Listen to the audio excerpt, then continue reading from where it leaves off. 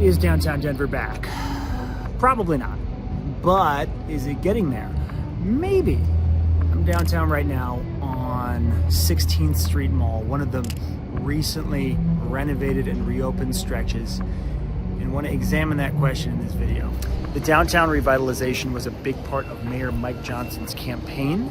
He said he was going to make downtown the most vibrant downtown in all of America. And he also said he was going to do a lot to better the homeless situation in Denver. And those two things kind of go hand in hand. And very recently, he gave a press conference where he talked about all the strides downtown Denver had made since last year to this year. He said, you've seen exponential change. And so I want to look at that, see how far downtown has come and see how far we got to go. One thing he highlighted during that speech was this recently renovated stretch, a few blocks of 16th Street Mall, huge project going on to completely revitalize 16th Street Mall. A couple of these blocks are done. They've just recently opened and they look a lot nicer. A lot of it, as you'll see, is still under construction, and that's going to take at least until next year. I will say the parts that have been reopened are nice. They look much nicer, much cleaner than we remember before the project happened. There's people walking around, but it's still kind of dead. Downtown itself isn't dead, but this part of 16th Street, a lot of businesses are still closed, a lot of vacant spaces.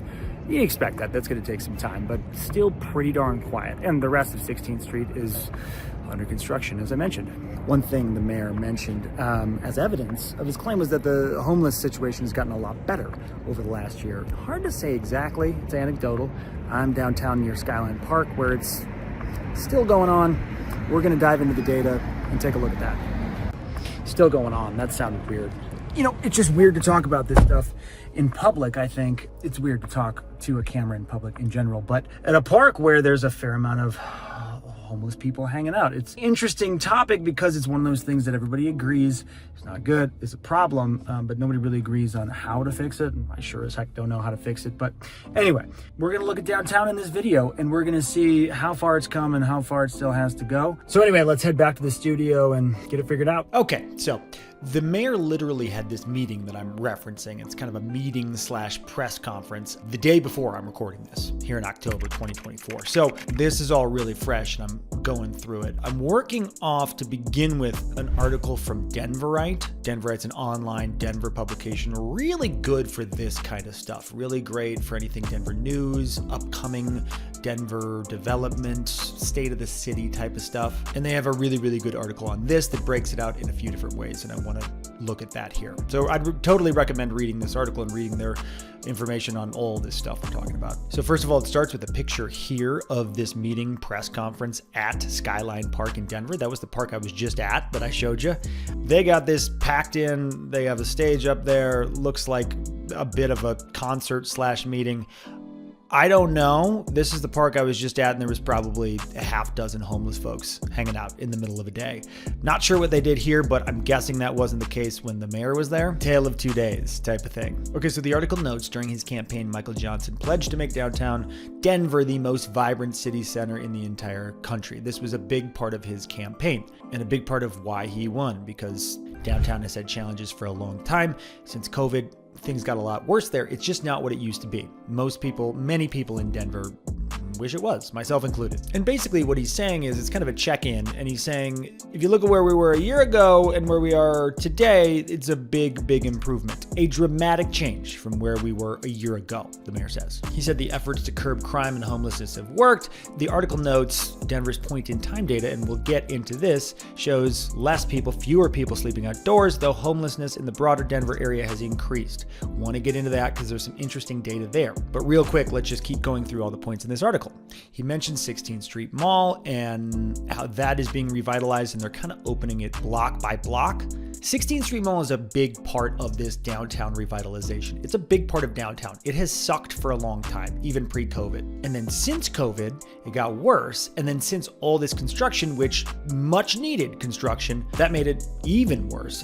During this 16th Street Mall construction, a business there had a really, really hard time surviving. That's one of the reasons more of them have closed their outdoors. I saw one estimate that said revenue for a business on 16th Street Mall during construction was down 30 to 50%. Now, the mayor is happy with how the progress is going and even points out that there's still a lot of empty storefronts, like I mentioned earlier when I was walking around. But he says, we have had 3 times the number of leasing requests and inquiries over the last 3 months as we had over the last 3 years combined. If that's true, that is certainly a sign that things are looking up. And I mean, it would make sense with the fact that 16th Street Mall itself is finally reopening up. If I'm a business owner, I'm not going to want to lease anything while it's under construction. But if that section opens, then yeah. The bottom of the article here, the mayor says, if you own property in downtown Denver, keep it. If you don't own downtown Denver property, you should buy it. And this is something I've talked about many times from a real estate perspective as a real estate agent.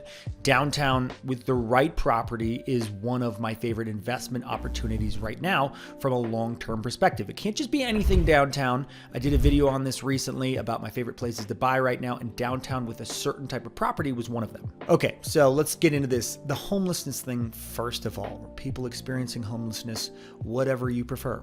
So the Metro Denver Homeless Initiative tracks this data as closely as they can. Tracking homelessness is an imperfect science, but they go really, really deep on it. You can get a regional breakdown.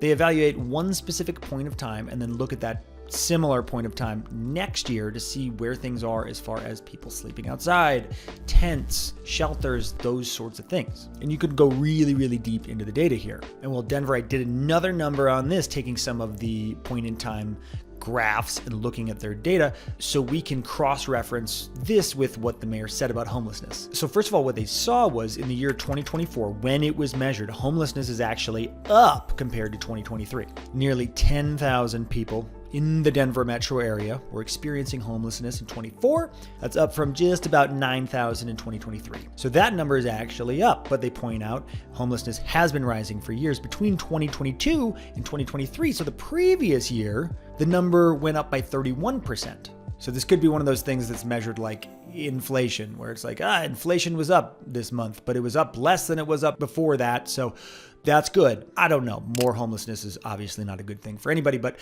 going from a 30% jump to a 10% jump seems better. So that's across the whole metro. They say, what about Denver homelessness specifically? Okay, so that was up about 12% in that 23 to 24 timeframe. So about the same thing. But, and this may be what the mayor was alluding to, the number of unsheltered people in Denver, so people actually sleeping outdoors. By the way, this is so weird to talk about. This just feels weird to say a lot of these words, but we press on. That number dropped by 10%, about 10%. And this could be where the mayor is seeing his win, because a big part of this initiative was to take these folks who don't have anywhere to go, who are homeless, and put them in a shelter and give them somewhere to stay, somewhere to sleep. So homelessness, at least based on these counts, went up, but the people sleeping outside went down. So the mayor could see this as a win. The article notes that his administration spent more than $100 million opening hotel shelters and micro-communities to bring people sleeping on the streets indoors. For what it's worth, does seem like a win to me. Mayor Johnston said they closed more than a dozen encampments and moved more than 1,000 people indoors. So that is improvement. Interestingly, too, in a recent statement, he pointed out, in his words, an 82% drop in unsheltered family homelessness, 103 families to 18. And here's another interesting part. Mike Johnston touted a decrease in tents across the city, including a 23% drop in people living in tents in cars. If you're downtown or in a very congregated metro area in Denver or elsewhere, the tent thing was one of the big things that blew up and told people or had people start saying there's a problem with homelessness here. When you see a tent encampment, people sleeping in tents on the sidewalks, that is one of the major alarm bells for folks.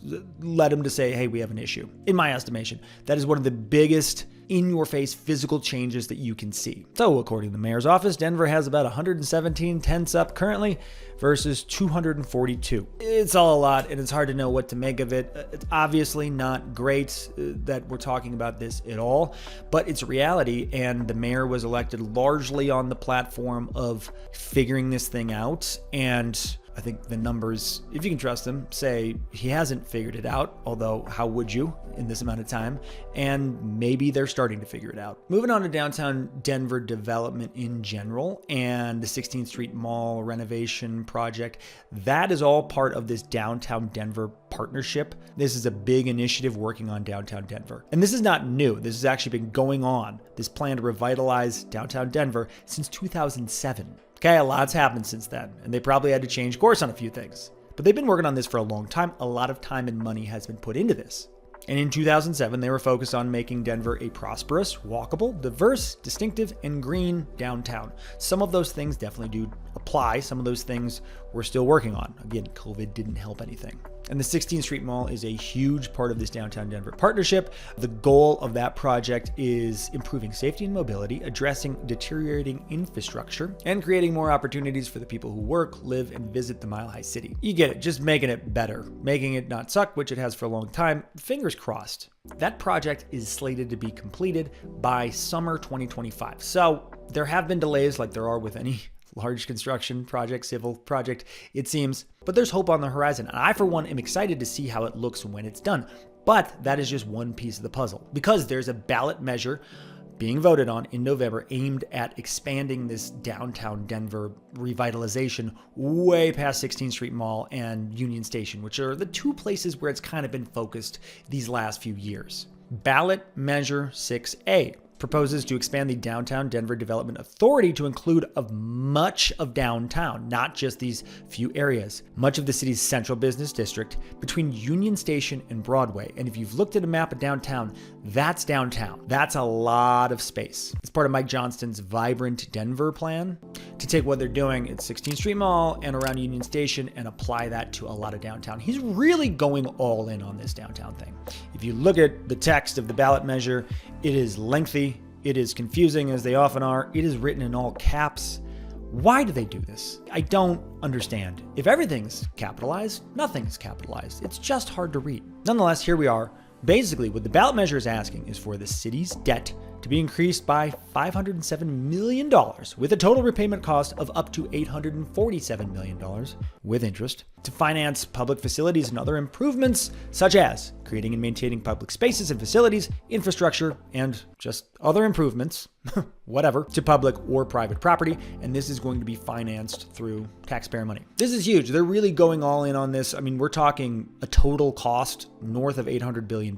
It's big, but if 16th Street Mall works, it works for businesses, it works for residents, it works for the people who want to use these places, then yeah, it makes sense to expand what they're doing there to the rest of downtown. It's a lot of money. I'm not usually a big vote for extra taxes, guys, depending on what the vote is, but I will likely be voting in favor of this because I think the health of a downtown is crucial to the health of our city and of our metro as a whole. And if you can really pull this off, like, oh, making it the most vibrant city center in America, all right, dude, that's probably a lot of political speak. But if you can really pull it off, taking it from below average to pretty darn good, his mayorship, if that's what it's called, will be a huge success because the strength of Denver as a city and as a metro area has remained pretty darn strong through all this, with downtown, with the city center being one of the weaker parts of Denver, in my opinion. And you see those incremental changes. Even walking around there today, I saw those incremental changes. It's not perfect, but inch by inch, it's getting there. And if that can be elevated into excellence, the way some of these other areas are, Cherry Creek North,